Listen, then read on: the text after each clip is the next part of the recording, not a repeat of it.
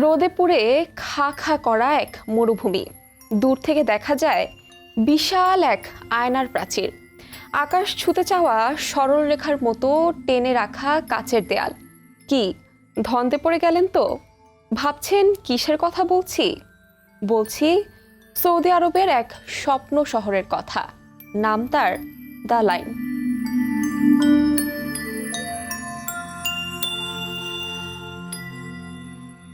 2017 যুবরাজ মোহাম্মদ বিন সালমান যখন ঘোষণা দিলেন, আমি এমন এক শহর বানাবো যেখানে থাকবে না গাড়ি, থাকবে না সড়ক, থাকবে না দূষণ, শুধু থাকবে প্রযুক্তি, টেকসই জীবন আর মানবিক আধুনিকতা। বিশ্বটা যেন থমকে দাঁড়িয়েছিল তখন। আদৌ কি তা সম্ভব?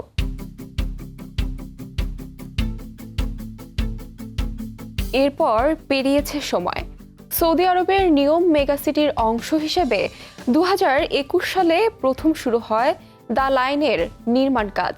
দাবি ছিল 170 কিলোমিটার দীর্ঘ এক আয়নার শহর, মাত্র 200 মিটার চওড়া, কিন্তু 5 লাখ মানুষের স্বপ্ন বুকে নিয়ে এগিয়ে চলবে দ্য লাইন, যার প্রত্যেকটি অংশ হবে কার্বন নেগেটিভ, সম্পূর্ণরূপে রিনিউয়েবল এনার্জিতে চলা এবং 5 মিনিটের হাঁটার মধ্যেই থাকবে সব স্কুল, বাজার, অফিস ও খেলার মাঠ।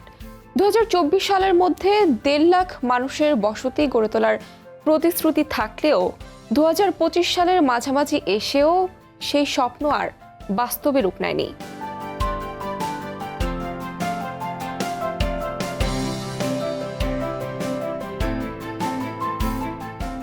স্যাটেলাইট চিত্র বলছে দ্য লাইনের মাত্র কয়েক কিলোমিটার এলাকার কাজ দৃশ্যমান। কোথাও আধা নির্মিত কংক্রিটের কাঠামো, কোথাও থেমে থাকা মেশিন, আবার কোথাও বা নিঃসঙ্গ দাঁড়িয়ে আছে কাচের দেয়ালের নমুনা। শ্রমিকদের পরিশ্রম, প্রকৌশলীদের প্রচেষ্টা আর অসংখ্য আন্তর্জাতিক কোম্পানির অংশগ্রহণ থাকা সত্ত্বেও প্রকল্পে বাজেট ঘাটতি, পরিবেশগত প্রতিবন্ধকতা এবং মানবাধিকার লঙ্ঘনের অভিযোগ প্রকল্পকে জর্জরিত করেছে। বিশ্ব গণমাধ্যম বলছে এটি এখন a futuristic dream caught in real world quicksand, এক ভবিষ্যতের স্বপ্ন যা বাস্তবতার বালিতেই হোঁচট খাচ্ছে।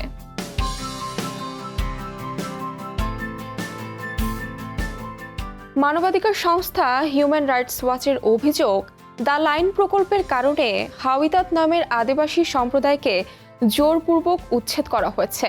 কেউ কেউ গুম, কেউ কেউ কারাবন্দী।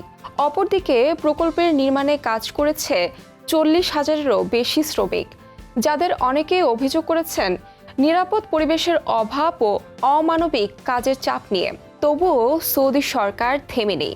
2025 সালের মার্চে তারা আবারও নতুন পরিকল্পনার কথা বলেছেন।